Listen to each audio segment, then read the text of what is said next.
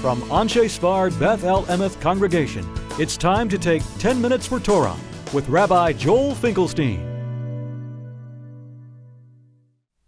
Welcome to our discussion of Parshat Shelach. People will notice. I have two questions on Parshat Shelach. Perhaps the questions are related. Question number one. How did Moshe send 12 people, even if they're not spies, but how did they even survive?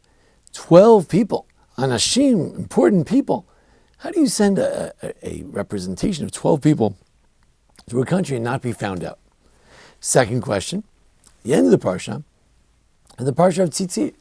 What has Tzitzit got to do with the Meraglim, the spies? Now it's true, it says you shouldn't go after your eyes, tzitzis, put the tzitz in our eyes. We hope that it'll repair our eyes from the looking, that they did the wrong looking, the spies didn't see things correctly.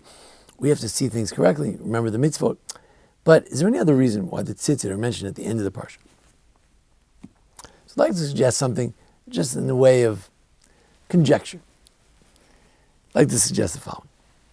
Rashi tells us that although the spies came, and really they should have been found out and noticed and perhaps abducted and perhaps, tried as spies against the king of Canaan, but there was a miracle. God said, "B'chol makom she'avarnu matzanu kovrei metim, v'HaKadosh Baruch Hu asalam tova k'dei l'tardam ba'avlam lo yitnu lev aleihem."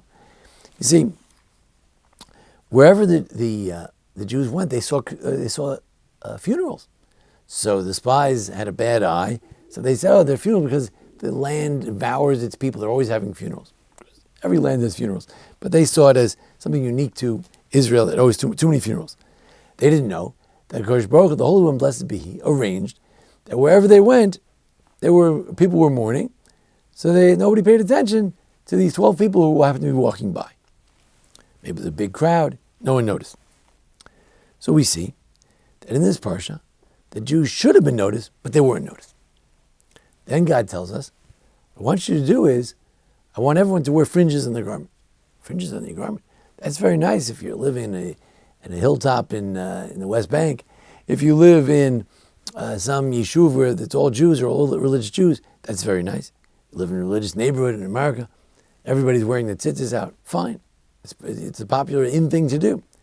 But if you're living among Gentiles, if you're living in a place where they don't know what tzitzis are, they think it's strange.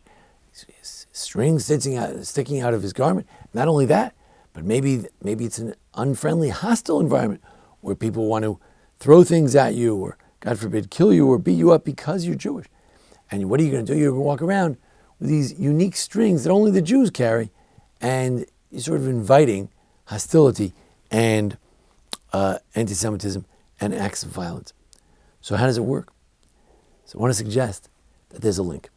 Just like at the beginning of the Parsha, Hashem says, go to Israel with 12 men. Even though usually 12 men can't hide. Usually when you send spies, you do it like Joshua did it. You do it like Moshe did it. You do it with Cheresh Lemor. You do it quietly. Later on, Parshat Chukat. You send people quietly. Parshat Matot. But just as God made a miracle and the people did not notice all these 12 spies, 12 big, brawny guys walking around Israel, no one noticed them. So too, the Jew will have the ability to be mitzuyanim b'mitzvot. The Medrash of the Sifrei says that even in exile, we have to be unique and distinct in our mitzvot. Really? Distinct? If we're distinct, we'll be singled out. He says, don't worry about it. You dress distinctly, and everything will be okay. Somehow you'll be all right. Now, it's true. There were many persecutions. People have died. People have been beat up. People have been persecuted. Things have been thrown at us because we're wearing a kippah, we're Jewish. But there's a special bracha that somehow in the overall scheme of things, over 2,000 years, Jews continue to be mitzuyanim mitzvot. We were, as it says in the Haggadah, mitzuyanim shah, we were a goy. We remained a separate goy, a separate nation among the goyim, among the other nations. And somehow we still survive. As a matter of fact, we survived because we were mitzuyanim, we were distinct there. As a matter of fact, the end of days, Zechariah the prophet says, end of days, Gentiles, 10 Gentiles will grab the corner, the rabbis interpret the tzitzis of a Jew and say, teach me the ways of Torah. Take me to Jerusalem. That garment, which could be a mark of the Jew, a mark of shame, the yellow star. No, the mark Jews wear with pride is it tzitzit, is it tefillin, is it kippah, is the Jewish mode of dress, to dress like a ben Torah, a bas Torah, to dress like a person of Torah.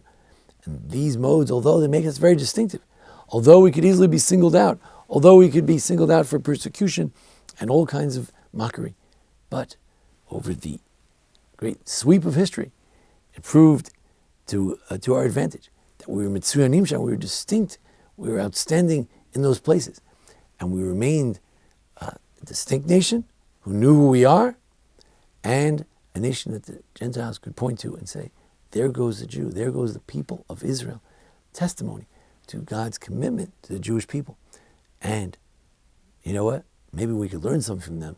Maybe one day, people, rather than scorning the Jew, singling out the Jew, picking on the Jew because he's walked down the street as a distinct Jew, maybe one day, Zechariah says, people will grab the coat, even the tzitzis of a Jew, and say, I want to learn more about God, Torah, Moses, mitzvot, Har Sinai.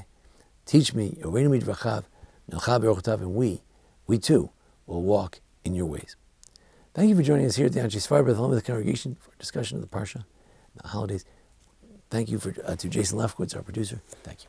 This has been 10 Minutes for Torah with Rabbi Joel Finkelstein. To learn more, visit asb.org.